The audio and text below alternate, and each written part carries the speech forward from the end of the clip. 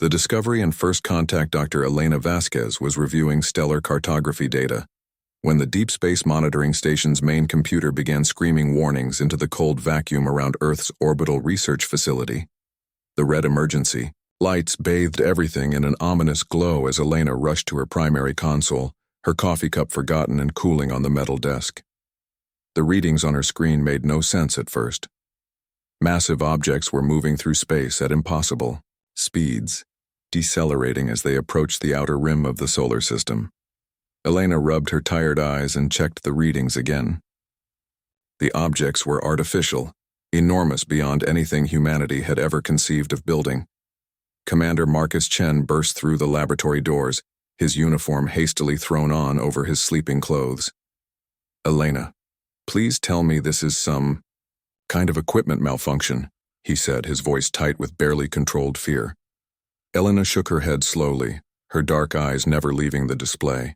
"Marcus, we have visitors, big ones. The lead vessel is approximately 15 kilometers long and 5 kilometers wide. There are at least 30 others behind it, all of similar size." The communication array crackled to life, and Lieutenant Sarah Kim's voice echoed through the station.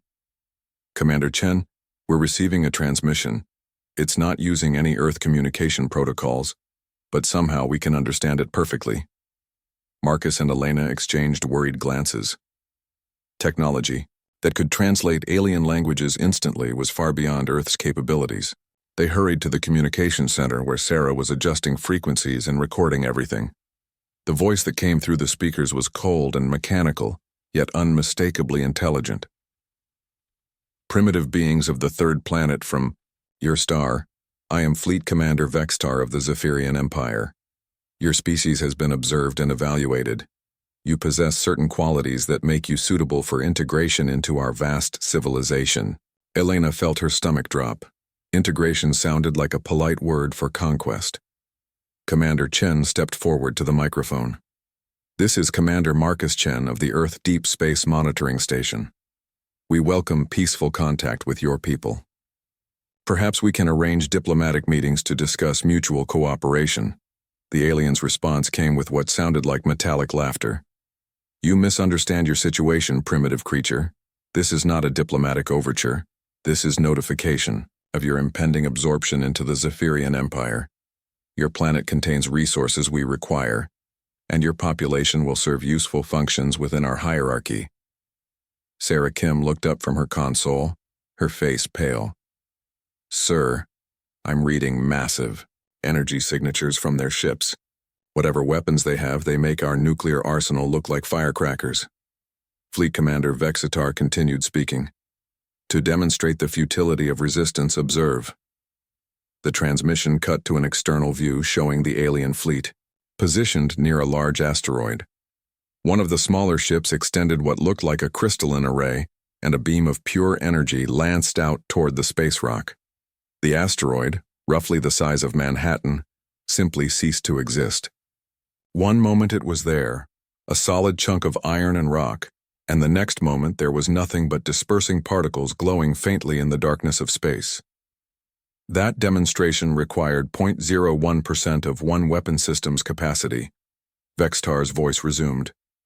"We possess over 3,000 such systems across our fleet. Your compliance is not optional." Elena watched the readings on her instruments with growing horror and fascination. The amount of energy required to completely vaporize an asteroid, that size was beyond Earth's ability to produce, let alone weaponize. Yet something about the alien's arrogance was beginning to irritate her scientific mind. "What are your terms?"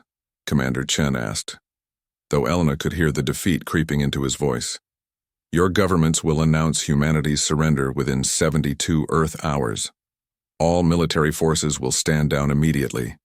Your industrial capabilities will be redirected to serve Zephyrian needs. Population centers will be reorganized for maximum efficiency. Resistance will result in the sterilization of your entire planet." The transmission ended abruptly, leaving the three humans staring at each other in stunned silence. Finally, Sarah spoke up. "Sir, I need to report something strange. While they were transmitting, I detected another signal piggyback riding on, their communication beam. It wasn't from the Zephyrian fleet. Elena leaned over Sarah's shoulder to examine the data. What kind of signal? It's heavily encrypted, but it seems to be directed specifically at Earth. The transmission point appears to be somewhere in deep space, far beyond the Zephyrian fleet's position. Commander Chen rubbed his forehead. Can you decode it? I'm trying, but it's unlike any encryption I've ever seen. It's almost like it's designed to be decoded by a species that thinks the way humans do, but not the way these Zephyrians think. While Sarah worked on the mysterious signal, Elena found herself analyzing everything they had learned about their unwelcome visitors.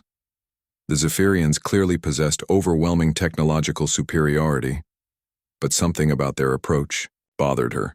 They spoke like they were following a script, using the same intimidation tactics that might work on any species.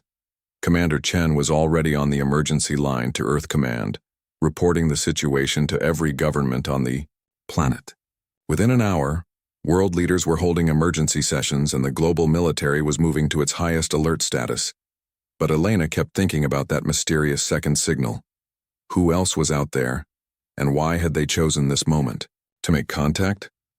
6 hours later, Sarah Kim made a breakthrough. I've got it, she announced, her fingers flying over her keyboard. The encryption was mathematical, based on prime number sequences. Look at this. The decoded message appeared on the main screen, and Elena felt her heart rate accelerate as she read, "To the humans of Earth, we are the Kethmori, survivors of Zephyrian conquest. What you have witnessed is the standard Zephyrian intimidation protocol. They have used these exact methods to conquer 847 worlds. However, we have learned something they do not know. The Zephyrian Empire has never encountered a species quite like yours. Their tactics work on logical, hierarchical civilizations. But humans are chaos given form. You fight not just for victory, but for the right to remain chaotic. This confuses them greatly. We offer you this warning. Do not fight them as they expect. Fight them as only humans can. The galaxy is watching." Elena read the message 3 times before the implications hit her. The Zephyrians weren't invincible. They were just very good at intimidating species into surrender without a fight. But they had apparently never encountered a species that specialized in creative chaos. Commander Chen was quiet for a long moment after reading the message. Then, he smiled grimly. "Sarah, send a priority message to Earth Command. Tell them we need to contact every military strategist, every guerrilla warfare expert, and every person who's ever won a fight they shouldn't have been able to win." Elena was already pulling up her files on human military history.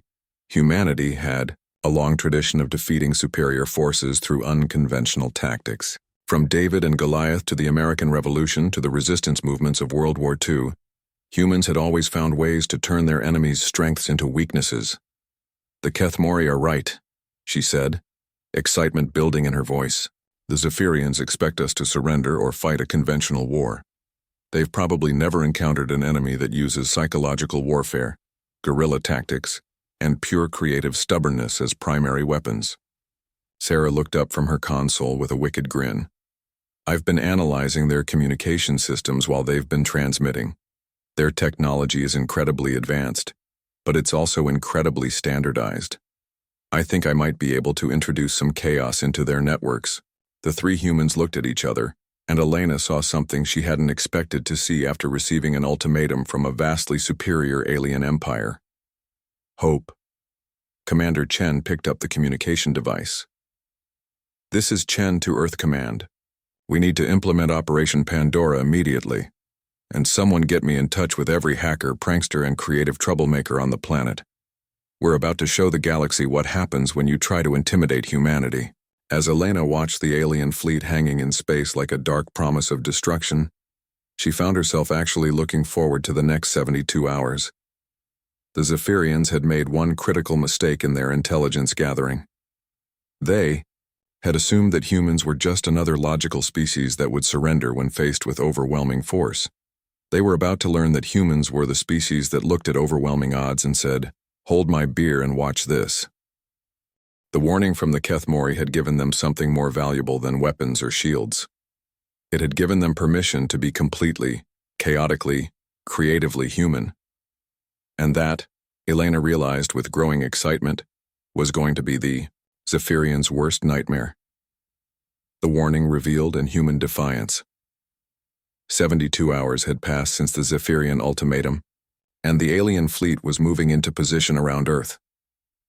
Dr. Elena Vasquez hadn't slept in 3 days, but her eyes were bright with the kind of manic energy that came from working on something that might save the world.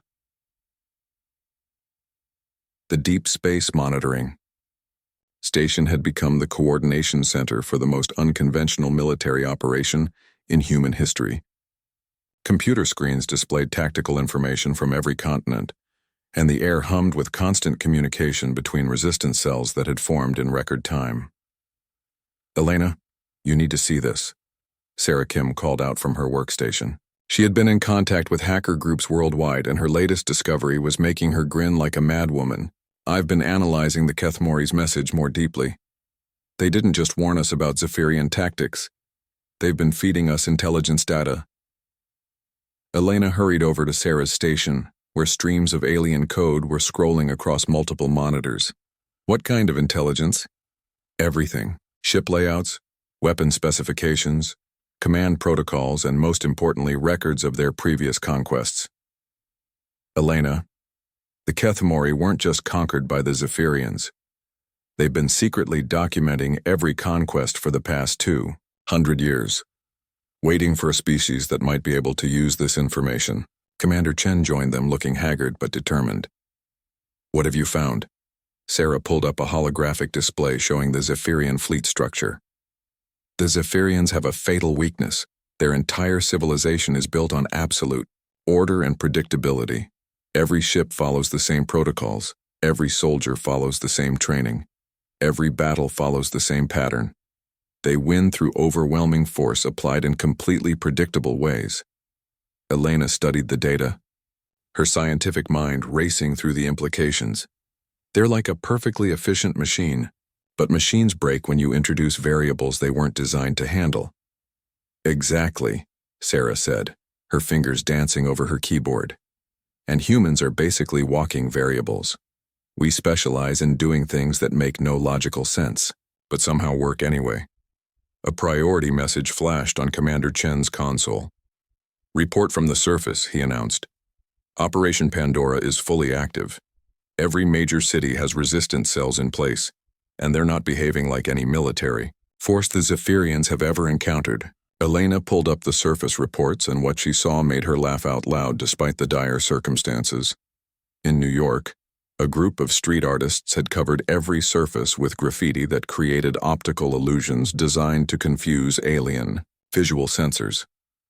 In Tokyo, a flash mob of 1,000 people was performing synchronized chaos in the city center, moving in patterns that looked random but were actually transmitting coded messages. In London, someone had hacked the city's sound system to play a mixture of classical music, death metal, and children's lullabies at volumes calculated to disrupt alien hearing frequencies. "This is insane," Commander Chen said, but he was smiling as he said it. "That's the point," Elena replied. "The Zephyrians have conquered hundreds of worlds, but they've never encountered organized insanity before." The first Zephyrian dropships began descending toward Earth's major cities right on schedule. Elena watched through satellite feeds as the alien soldiers emerged from their transports, expecting to find cowering populations ready for processing. Instead, they found cities that had been transformed into three-dimensional puzzles designed by people who understood that confusion was a weapon.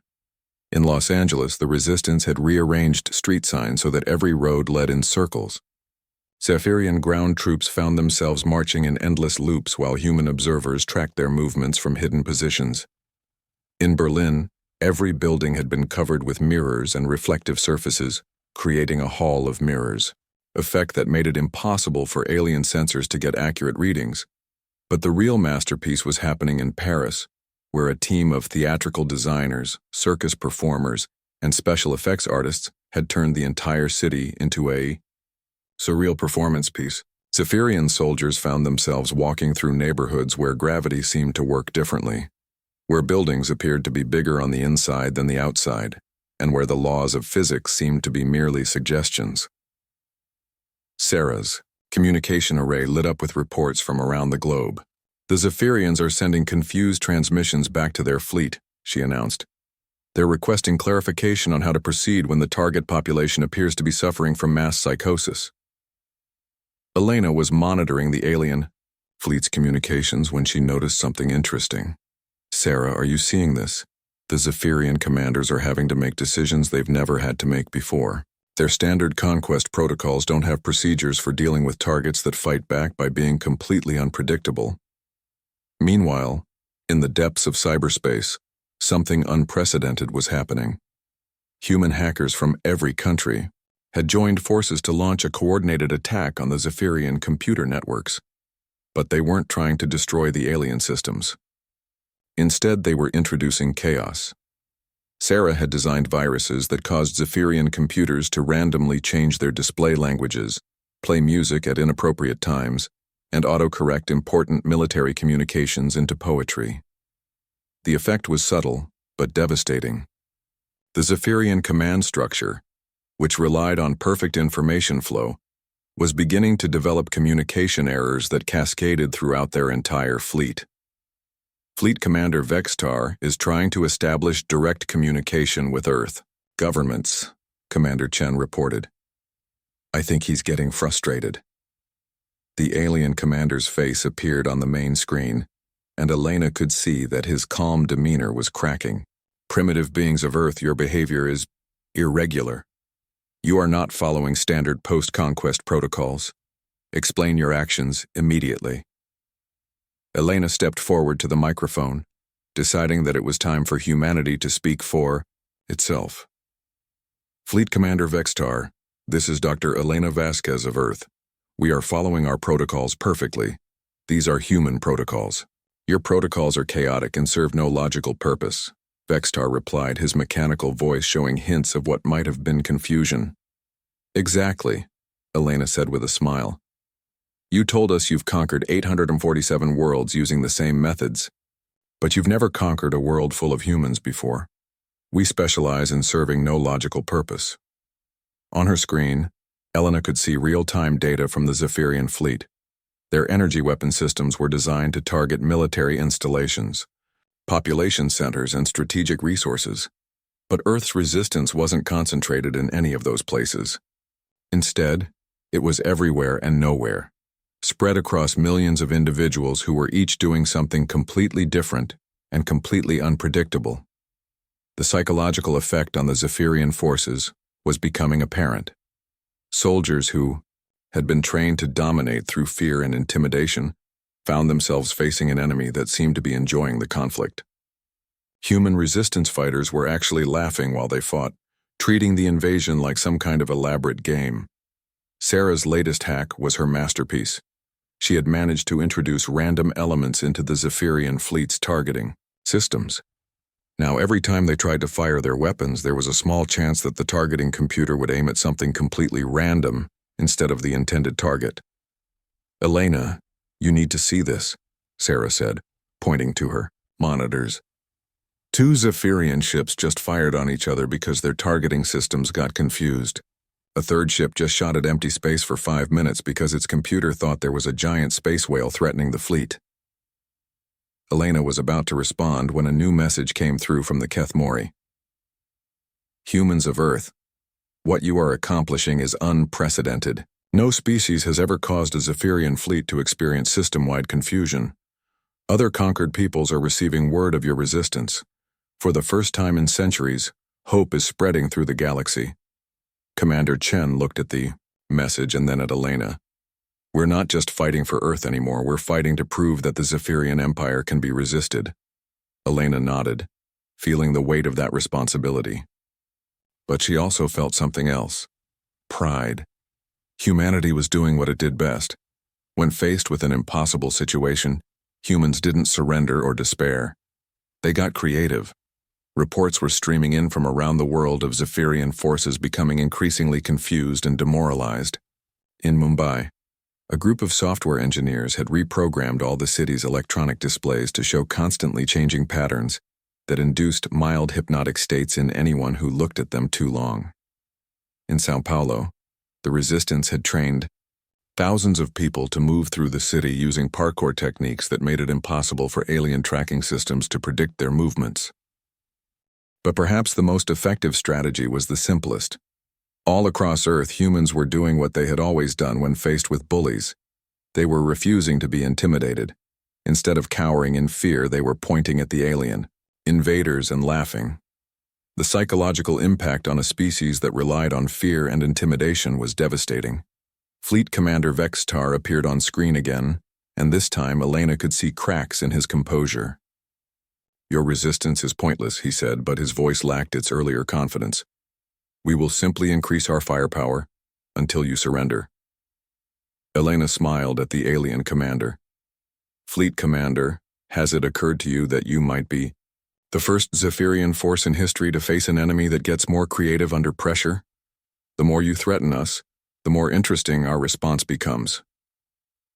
As if to prove her point, Sarah's console lit up with reports of a new development. Human civilians around the world had begun organizing flash mobs that spelled out messages visible from space. But the messages weren't pleas for mercy or declarations of surrender. They were jokes, taunts, and challenges directed at the alien fleet. The largest message, created by over 1 million people standing in formation across the Australian outback, simply read, "Earth to aliens, your ship is showing." Elena realized that something fundamental had shifted in the invasion. The Zephyrians had approached Earth expecting to add another conquered world to their empire. Instead, they had encountered something they had never faced before. A species that responded to existential threats by becoming more human, not less. And that, Elena thought as she watched confused alien commanders trying to figure out how to conquer a planet full of people who treated their invasion like an elaborate prank, was going to change everything. The galaxy was indeed watching, and for the first time in centuries they were seeing that the Zephyrian Empire could be not just resisted, but actually confused into ineffectiveness by a species that had weaponized its own creativity. Humanity had issued its own warning to the galaxy. "We are here, we are chaotic, and we are not going anywhere."